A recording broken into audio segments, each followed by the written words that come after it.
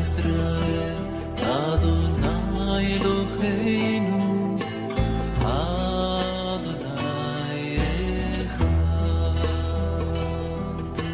Shema Israel, Adonai Eloheinu, Adonai Echad. Shema Israel, Adonai Eloheinu, Adonai Echad. Shema Israel, Adonai Eloheinu, Adonai Echad. Shema Israel, Adonai Eloheinu, Adonai Echad. Adonai Echad. Le mariage et le divorce, spéculation ou le ainsi dit le Seigneur. Voilà le thème que nous avons pensé aborder en ces jours avec l'accompagnement et la bénédiction que je reçois de mes frères et sœurs collaborateurs de cette assemblée. En fait, après toutes sortes de spéculations sur la prédication, le mariage et le divorce, spéculations qui ont amené plusieurs à croire que le mariage idéal serait la monogamie absolue, c'est-à-dire un homme avec une seule femme. Le serviteur de Dieu William Marion Branham, le messager de l'heure, l'une des étoiles dans la main droite du Seigneur, a reçu le ainsi dit le Seigneur concernant ce sujet de très grande importance. Ceux qui ne croient pas au message du temps de la fin peuvent ne pas croire ce que nous allons exposer ici.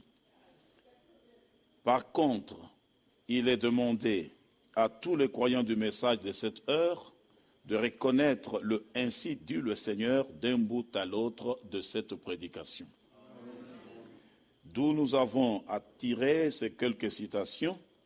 Le Seigneur l'a si bien dit d'ailleurs, vous abandonnez le commandement de Dieu pour observer la tradition des hommes.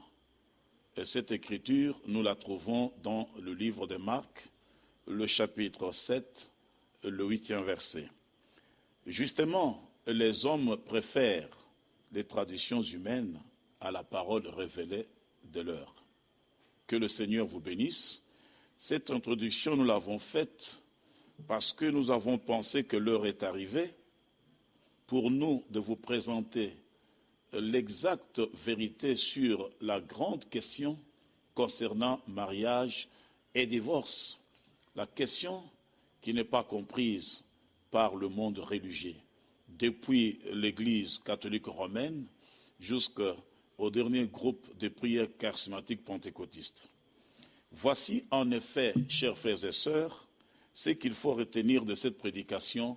Nous avons, à titre de rappel, cité mariage et divorce. Au commencement, l'homme et la femme étaient égaux. Après le commencement, l'homme est devenu le chef de la femme, selon le livre de Genèse, chapitre 3, verset 16. Il s'agit ici, bien, chers frères et sœurs, de n'importe quel homme. Pas de différence du tout. Médecin, chauffeur, diplomate, politicien, général, roi, gouverneur, pasteur, évêque, diacre, et j'en passe. Il s'agit de l'homme. Sentinelle, sportif, choriste. Il s'agit donc de l'homme, c'est-à-dire de n'importe quel homme. Dans 1 Corinthiens chapitre 11, le verset 3, c'est tout homme qui est le chef de la femme. Il ne faut pas faire la différence en disant par exemple, tel homme est chef de la femme et tel autre non. Il s'agit de n'importe quel homme, mes frères. Ceci devrait être compris de tous. Après le commencement, dans l'Ancien comme dans le Nouveau Testament, l'homme est la tête de la femme. Tout homme a autorité sur sa femme. Nulle part il est dit, cet homme ici dominera sur sa femme, mais cet autre-là, non. Il dit à la femme, j'augmenterai la souffrance de tes grossesses. Tu enfanteras avec douleur et tes désirs se porteront sur ton mari, mais lui, il dominera sur toi. Genèse 3,16. Voilà pourquoi, en ce qui concerne la polygamie, si un verset fait cette différence, c'est sans nul doute un rajout. Amen. Oui. Prenons la prédication mariage et divorce apportée par le prophète de cette heure. Nous avons cité William Marion Branham le 21 février 1965. À son paragraphe 192, nous citons « Et elle, il a créé pour l'homme, et non l'homme pour elle. Saviez-vous cela, que la femme a été créée pour l'homme, et non l'homme pour la femme? Combien le savent? » L'Assemblée dit Amen. La Bible l'enseigne très bien. Elle a reçu une position avec l'homme avant la chute. Elle était son égale et gouvernait toute la création. Seulement après la chute, là nous abordons le sujet. Seulement après la chute, il est devenu son chef. Elle doit demeurer dans le silence sur toutes les questions maintenant, après que le commencement original est terminé. Le paragraphe 66 de la même prédication, alors, si tel est le cas, il y a deux écoles de pensée chez nous sur le mariage et le divorce. L'une d'elles, donc, affirme qu'un homme peut se marier seulement une fois, à moins que sa femme ne soit morte. Et ça, c'est une des questions. Mais si on se conforme à ça, on va au-delà de bornes. Et l'autre, elle, c'est-à-dire la deuxième école, affirme, si la femme ou le mari, n'importe lequel de deux, a commis adultère, n'importe lequel de deux peut répudier et se remarier. Vous vous retrouverez au-delà des bornes avec ça. Deux alliances. Nous sommes donc après le commencement. Au paragraphe 198, il s'agit de deux alliances. Voilà qui clôt, sinon qui met fin à la période appelée le commencement, dont Jésus disait, au commencement, il n'en était pas ainsi. On a une autre alliance. Remarquez, c'est une autre alliance. Maintenant, il y a une alliance pour le produit et une pour le dérivé. Remarquez, la chute a entraîné dans la détresse et la mort toutes les créatures de la création. Et cela entraîne un changement dans toute la nature. Maintenant, remarquons ce dont Jésus parlait quand il a dit « Au commencement, il n'en était pas ainsi ». Maintenant, ce n'est pas au commencement. Maintenant, c'est après le commencement. Amen. Maintenant, il y a une alliance double. Après le commencement, la polygamie a été introduite par Dieu partout, c'est-à-dire aussi bien chez l'homme que chez les animaux. Donc, chers frères, là, c'est le ainsi dit le Seigneur par la bouche du prophète William Branham. Mais il y en a aujourd'hui qui enseignent que tel ou tel peuvent être polygames, sauf telle catégorie d'hommes. C'est faux, car à cet égard, tous les hommes, sans exception, sont sur le même pied d'égalité. Paragraphe 203. Ensuite, nous retournons à la prédication de William Branham. Quand l'alliance double de l'homme et de la femme a été faite par le sexe, une alliance complètement différente, pas l'alliance originale, mais une autre alliance. Maintenant, qu'est-ce qui est introduit? La polygamie partout. Après le commencement, la polygamie a été introduite à la fois chez l'homme et chez les animaux. Après le commencement, la chute. Voilà que Dieu, maintenant, en second lieu, met de nouveau en place une nouvelle nature par le sexe. Vous savez, chers frères, il y en a qui disent que c'est le diable qui a introduit la polygamie, c'est la volonté de l'homme. Ici, le ainsi dit le Seigneur montre que c'est Dieu qui a mis en place cet ordre nouveau. Amen. Maintenant, en second lieu, nous sommes au paragraphe 203, Dieu met de nouveau en place une nouvelle nature par le sexe. C'est la nouvelle alliance. Dieu a créé la première sans le sexe. Le croyez-vous? Amen. Oui, ici aussi chez Branham Tabernacle, l'Assemblée a dit Amen. Maintenant, il s'agit d'une autre alliance avec la nature. C'est vrai. Il la met à un autre rang par le sexe. La deuxième alliance, 2 points, un mâle et de nombreuses femelles. Un cerf, tout un harem de biches.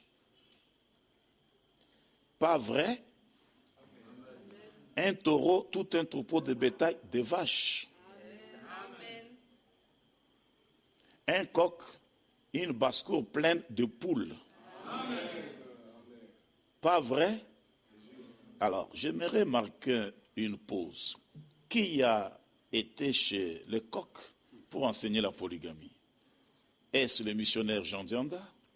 Qui a demandé au taureau d'avoir plusieurs femelles, chacun d'eux?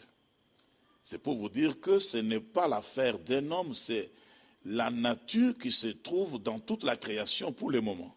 Amen. Un David, selon son cœur, avec 500 femmes. Il était un dirigeant, David.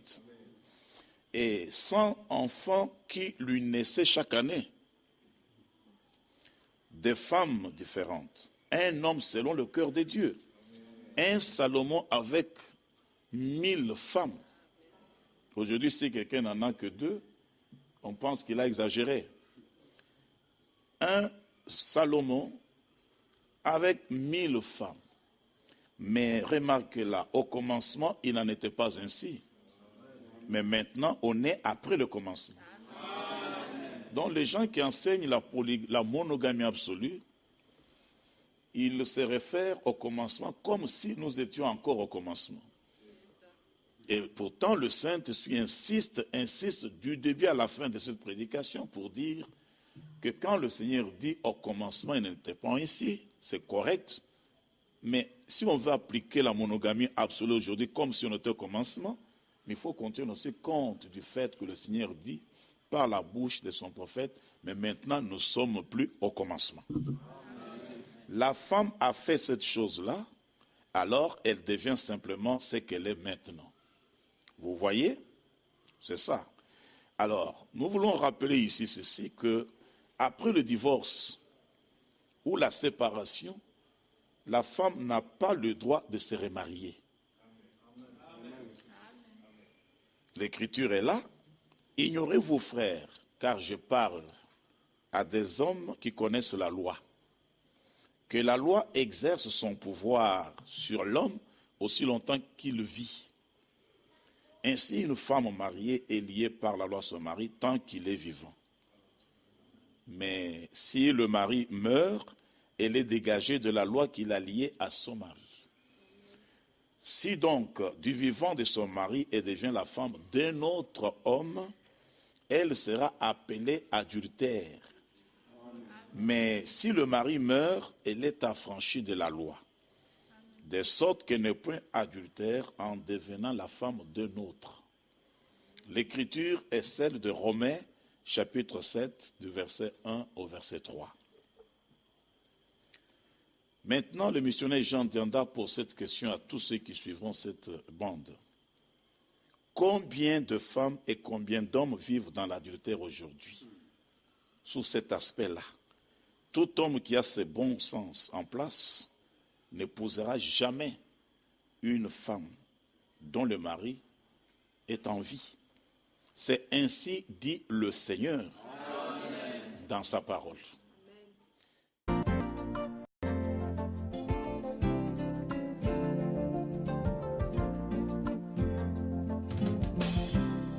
Ton amour me contraint, je m'approche à toi. J'avais entendu parler de toi, maintenant je t'ai vu. Tu m'as visité, tu m'as fait goûter le bonheur de te connaître. Depuis ce jour-là, ce n'est plus une histoire.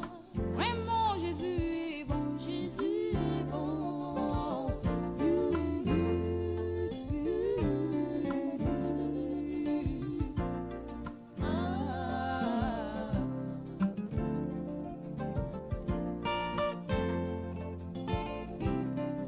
Ton amour me contraint de croire en toi. Je préfère de ton promis avec ta parole. Toutes tes promesses de bénédiction, de guérison sont pour moi un acquis, car je prie tout